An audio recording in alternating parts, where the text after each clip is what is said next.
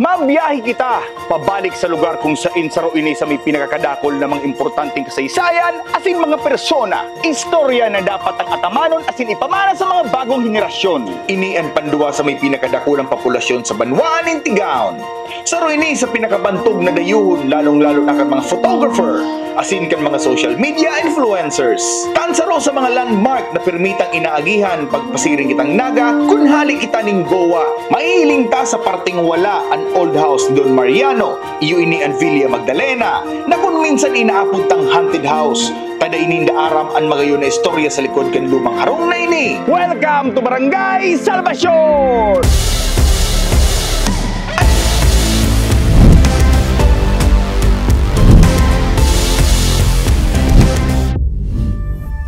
Kan enot na panahon ang Barangay Salvacion, hasyenda sa nakang sarong pamilya, iyo ang pamilya Garchitorena. Nagpun ini sa sarong bayani na sarong Tigawenyo, iyo ini si Andreson Garchitorena. Itinuring ining bayani kasusog ki Julian Seya si Andreson Garchitorena ang haros sa kipagnegosyar kay Admiral Dewey na madisponiran ning tultol na mga armas o badil para magamit ni General Emilio Aguinaldo kan katipunan.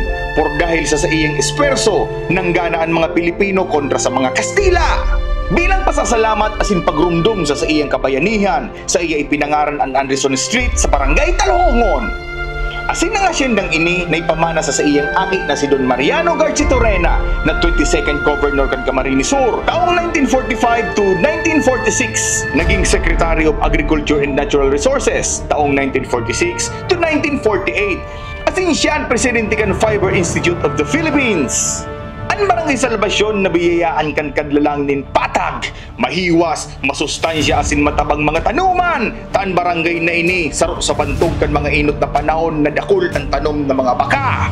Asin sa pag-agos kan panahon na salidahan ini ning tubuhan, tigtatanuman na nin mais asin may mamira na nagtatanom na nin paroy asin mga gulay. Nagpuon mawara ang abakahan kan Barangay Salvacion kan ipabakal ni Atty. Andres Garchitorena na aki ni Mariano Garchitorena sa iyang iridasyon sa Circle L na sarong pribadong kumpanya. Sa paglipas kan panahon nagloya ang produkto kan abaka sa Barangay Salvacion asin napakal ni Romeo Santos ang daga kan mga Garchitorena kay banan ang daga kan Circle L.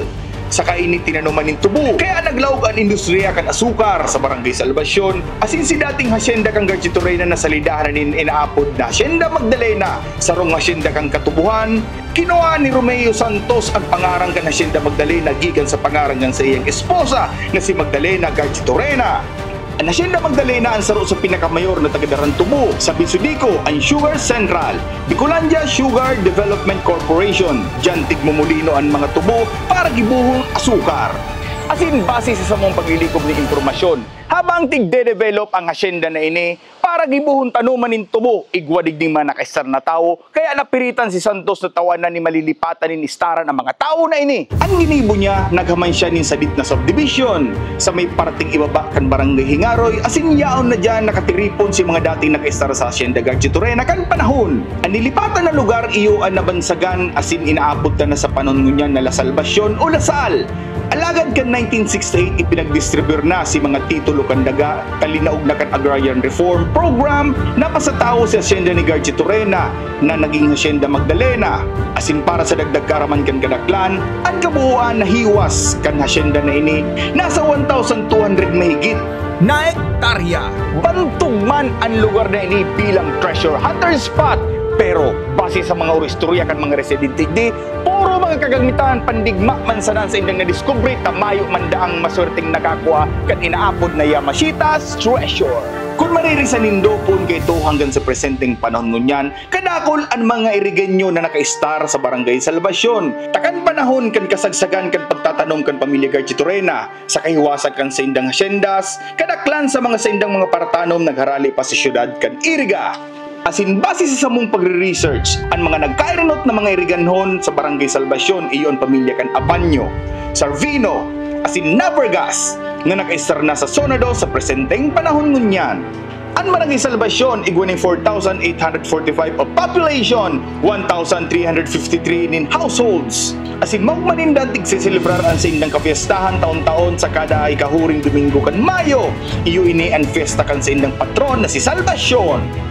Asin ko sindang nagkaperang kapelya na sindang tigmamantinir, iyo ang kapelya kan San Isidro de Labrador na yaon sa kilometro gapo. Asin ang kapelya ni Our Lady of Salvacion sa Zona 3. Asin igwa madigdi nin pamahayagan kan mga tugang tang Iglesia ni Cristo. Di man mapahuri sa ngaran ni edukasyon ang Barangay Salvacion. Di mo makuhaan mga kalidad na mga eskwelahan, araw kan Salvacion Elementary School, La Salvacion National High School, asin igwasin danduang daycare center, ang saro yaon sa Barangay Hall, asin ang saro yaon sa kilometro gapu. Yaon man digdi makukuhaan the best na pahingawan, asin perfect na snackan, ang Abahero Food House, umas bistadong botohan sa may tinampo. Kung lights and sounds man sana ang pag-uurlayan, ay highly recommend ang Suarez Lights and Sounds. Tamang-tama sa mga okasyon, lalong-lalo na sa mga fiestahan. Yan madigdi naka-star sa Salvacion ang pamilya na bantog sa ngaran kan pagkanta, iyo ang pamilya kan mga mimay. Yan madigdi ang Senyedo Catering Services, Anton Catering, Maymay Sari-Sari Store, SPNH Fuel Station and Lourdes Birthing Home. Para mas mabisto mo ang banwa ng Tigaon, pirming mag-antabay sa programa ni Cap J Surusimana na iyo ang balikan ang lupang sinilangan. Yakap kayo ni Cap J! Samahan mo kong maglakbay